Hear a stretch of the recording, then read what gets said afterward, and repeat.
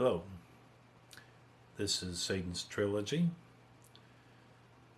I am reading from Book 2, Chapter 6, and this will be reading 68. I am the author and the narrator. Sit back, relax, and allow the story to unfold.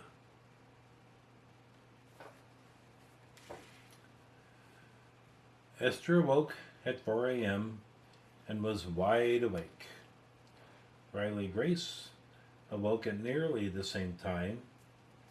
Riley quickly used the bathroom after Esther, then found Esther in the kitchen preparing breakfast. Riley could see that Esther was focused on the task, and while she was more than willing to help, she thought that Esther would prefer not to have any help. So Riley sat on the couch and used her iPhone to do research on the internet, researching several subjects she was interested in. Esther was opening the refrigerator, pulling dishes out of the cabinets, and grabbing some vegetables from the end of the countertop. Riley was aware of Esther's actions and yet stayed focused on her own research on a criminal case she found interesting in South Chicago.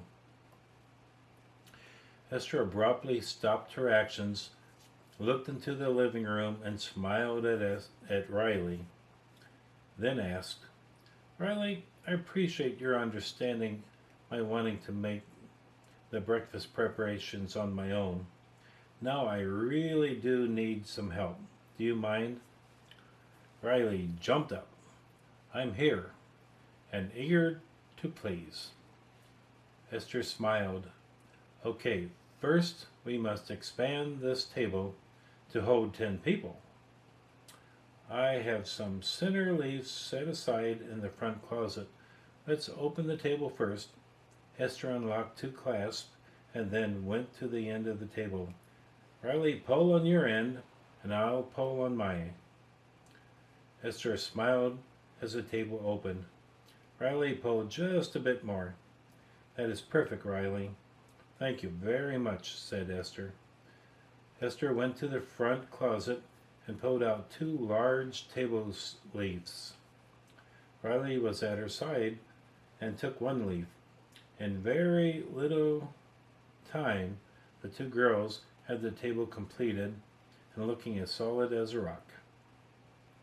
"Riley, if you don't mind, the china's in the cabinet. We need 10 place settings on the table. Would you mind pulling the plates out and position them around the table?" asked Esther. "I'm on it," said Riley, as she quickly pulled some plates out of the cabinet and positioned the china around the table. She then sought out the flatware and positioned the forks, spoons, and knives alongside the china. "That looks correct," commented Riley. "How about glasses?" asked Riley. Esther went to the table, took a quick look.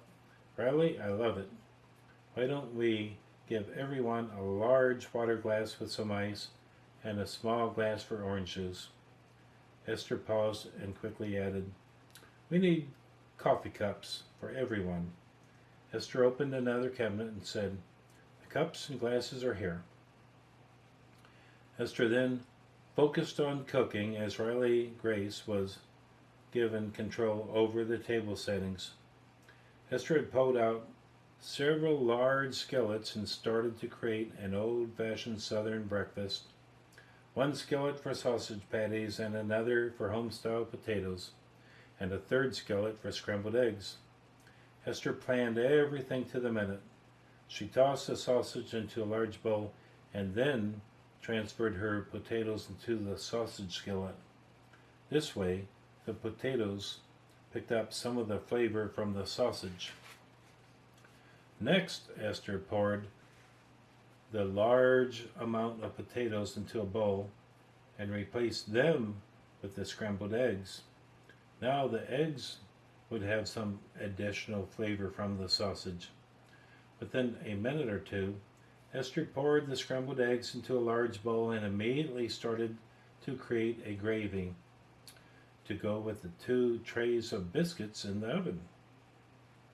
Everything fell together perfectly, and the aromas were filling the air. Aunt Brandy walked out of her hallway looking fresh and happy. Esther, you've done it again.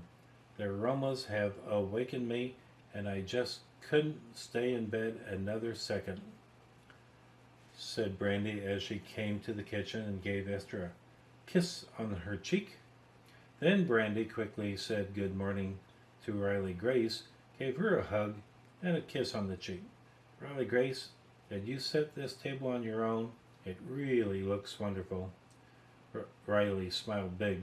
Yes, I did, Aunt Brandy. After I place some coffee cups around the table, it will be ready for us. Aunt Brandy looked at the table for a moment. She obviously was counting places. Esther, said Brandy, we have 10 place settings at the table. Do we have company? Brandy turned to Esther and waited for a response. At that moment, Danielle and Tracy walked into the kitchen with big smiles and obvious anticipation. Esther, said Tracy, your cooking smells so good. The moment I smelled breakfast, I had to get out of bed. Tracy and Danielle walked into the kitchen and glanced at the large bowls of food just prepared by Esther. Esther quickly ground some fresh pepper over the scrambled eggs, then grabbed Aunt Brandy, moving her towards the twins. Aunt Brandy, we have 2 new friends that are very special. This is Tracy and this is Danielle. Brandy listened to Esther and smiled, then moved towards the twins, grabbing Tracy and giving her a big hug, and then the same with Danielle. Girls, said Brandy, recognize you from the W.O.W. broadcast. I've always enjoyed watching the 2 of you on television. I love watching women that are represented as strong. Danielle and Tracy both quickly thanked Brandy for the compliment.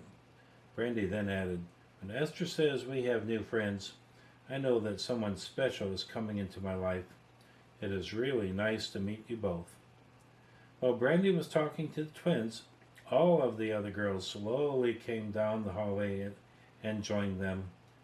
Brandy smiled at each girl and by name said good morning to each and every one of them. Brandy immediately noticed that everyone had on their underwear. Looks like I am overdressed, said Brandy.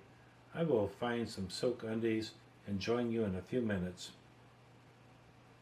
Brandy disappeared down her hallway as everyone entered the kitchen and found a seat at the table. Brandy quickly returned, wearing a faint yellow silk set of undies. Now I feel that I will fit in. Esther took a look at her aunt. All right, if no one else is going to say it, I will. And Brandy, you not only look fantastic, but you look hot. And you and Tracy both started to express the same thoughts. Tracy led. I thought it, but we are the new kids on the block. I didn't want to overstep any boundaries, said Tracy as Danielle quickly expressed the same. You always look hot, said Riley Grace. I didn't want to beat a dead horse. And with that comment, everyone laughed. Esther said, Riley, I agree with you. Let's eat. Everyone started to grab some food and passed the large bowls of food to their left. It took very little time for everyone to fill their plates and to begin eating. Danielle and Tracy appeared exceptionally hungry. Esther was enjoying the fact that little was said during the breakfast. Everyone was enjoying the food and taking seconds. Eventually the food was gone and the plates were empty. Everyone had eaten until full. Danielle spoke up first as she finished her orange juice. Esther, this was amazing. I have never had such a wonderful meal in my life, and to have shared it with so many wonderful girls makes it that much better. Everyone had something positive to say about the breakfast, all of which made Esther feel on top of the world.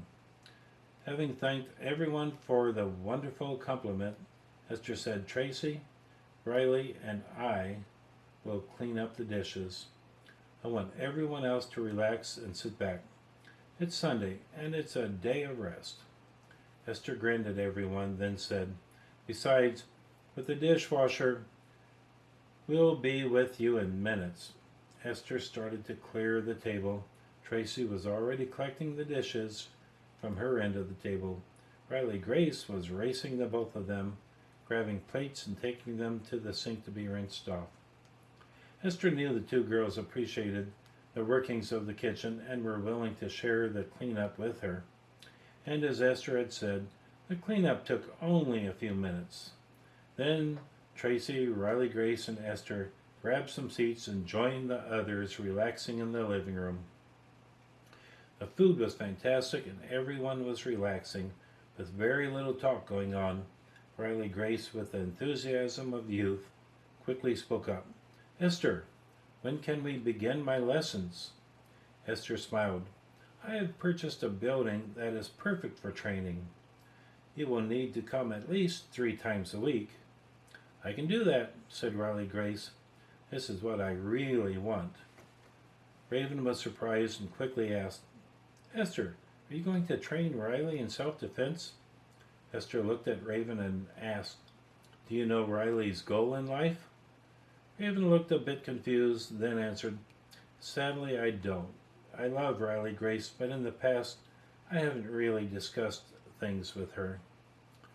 This was a true confession by Raven, but it didn't seem to bother Riley. She knew that Raven loved her, so she quickly spoke up. "I want to be working for the FBI investigating crimes." Esther smiled while listening to Riley, showing a bit of pride in the little girl that reminded her of herself. "Riley has a plan, and she realizes that she will be in harm's way on occasion, so she has asked me to train her." Raven listened to Esther. Then she slowly asked Esther, "Esther, will you train me too?" Dave was listening to the conversation. "Wait a minute. If you are going to teach self-defense, I want to be a student too." Chris, even Helen quickly joined the conversation. "I would love to have your skills," said Chris. "I am tired of being the weaker sex. I want to be. It would be so great to not be afraid of being a victim." Even Helen said nearly the same thing. They too wanted to be trained and to learn how to protect themselves. With so many pleading all at the same time, Danielle and Tracy both looked a bit surprised. They were puzzled about how everyone was so certain that this 18-year-old girl could be a teacher in self-defense. Danielle spoke up loudly. "Wait a minute. It takes a special skills and years of experience to be a teacher in self-defense. Are you all certain that Esther has this skill?" Everyone looked at Danielle and saw her concern, which was genuine but not necessary. Dave spoke first. "My sister is qualified to instruct us in self-defense. With my father's blessing, I know that Esther is the only instructor capable of training us at the highest level of expertise." They turned to Esther and waited for an answer, as did everyone else. Esther smiled at her friends, then spoke. "When I was born, my father was concerned for my safety. He didn't want his daughter to ever be a victim, so he started a regimen of self-defense for me. That took me to levels that he never imagined, nor could he understand."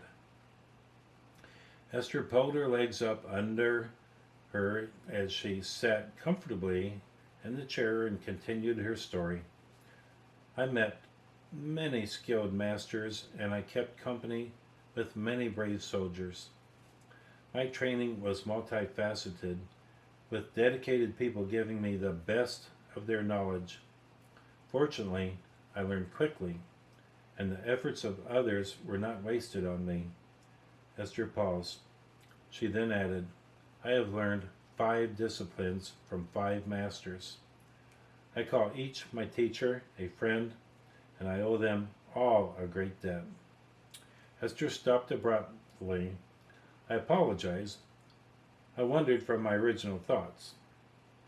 My father was concerned for my safety because he loved me. He knew that without special training, I could fall victim to a cowardly act. Esther smiled around the room, then added, I love all of you, and I am concerned that any one of you could be a victim someday. This is why I am more than willing to train the people I love to defend themselves. Esther turned today, and our Father has already approved my training you. Day quickly sat up and repositioned herself, happy with the news. She had just finished putting some black polish on her toenails, so she put the polish on the table by her side and relaxed. Thank you, Esther, said Day. I really want this. At that moment, a phone could be heard ringing. It was an old-fashioned ring from the 60s. Everyone carried a phone, but only one of the girls had a ringtone like this. Tracy Ann said, I'm sorry. It is a bit loud, isn't it?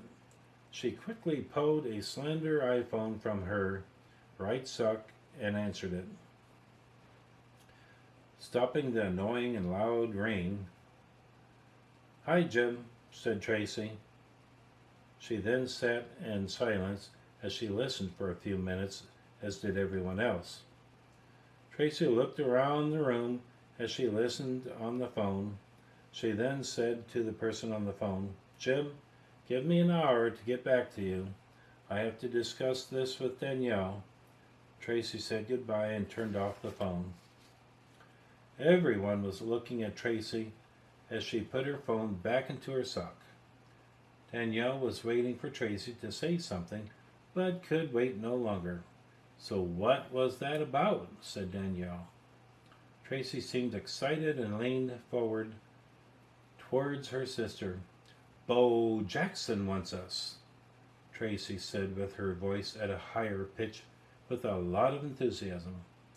Daniel stood up. What? Are you kidding me?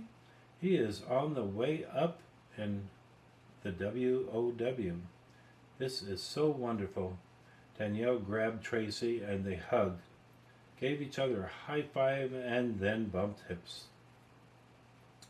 Riley Grace turned to her sister Raven and said, Looks like the twins are back into the entertainment business.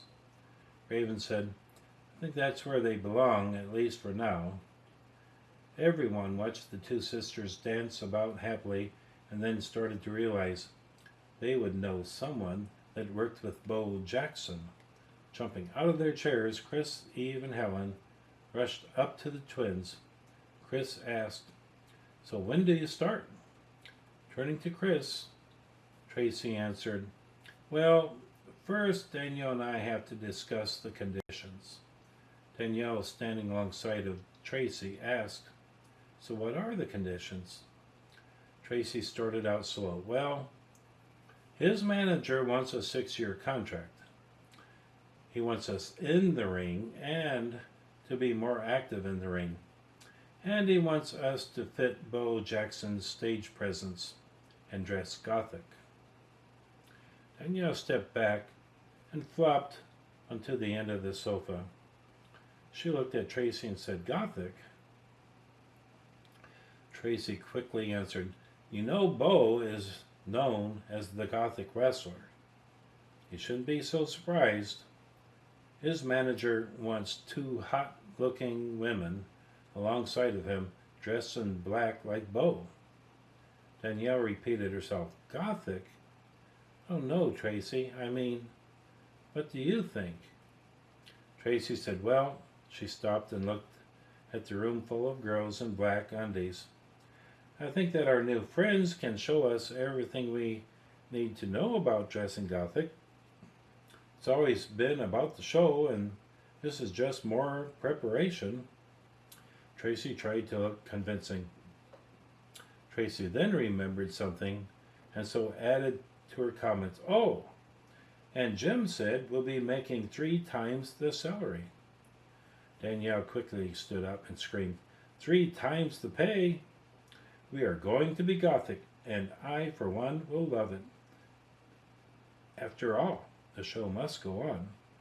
Danielle grabbed Tracy and spun around a full circle with her. "Tracy, let's not waste any time. Call Jim back and tell him we are in." Danielle gave Tracy another high five and then bumped hips. Everyone was laughing. Even Raven at the same time pleaded, "I can help you." Esther chuckled. "All right, we have 2 expert Gothic ladies here, ready to train you on how to look Gothic. Raven and Eve are really good. Let's start right away."